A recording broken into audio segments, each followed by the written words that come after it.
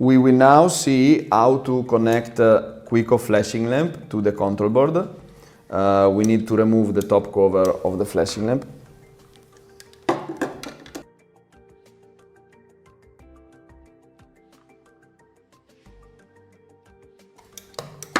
Okay, the two terminal blocks of the flashing lamp needs to be connected to terminal block number 11 and 12 of the control board.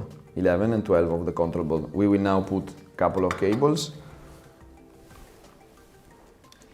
We will wire two cables to the terminal block of the flashing lamp.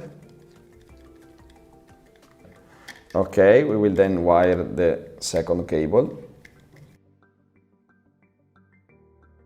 Okay. We will then wire the other side of the two cables from flashing lamp to connectors number 11 and connector number 12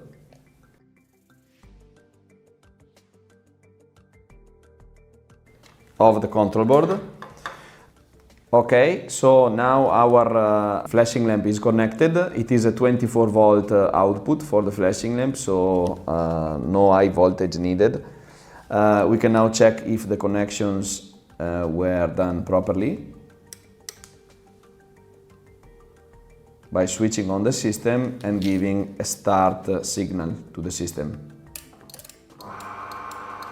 The flashing lamp is flashing.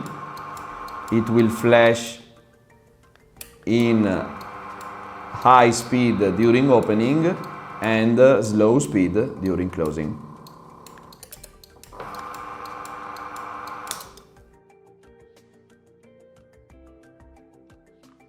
There are 4 push buttons on the board: A, B, C and D. Buttons number A and B are to go up and down in the selection of the function. Buttons number C and D are to change the specific function to another parameter. You can see here we change, for example, from function number A1, which is the standard working time. We go to A1. If we want to change the working time, we need to change it with the C and D buttons.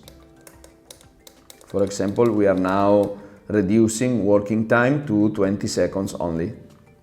So A and B to go up and down in the function, and C and D to change the specific function setting.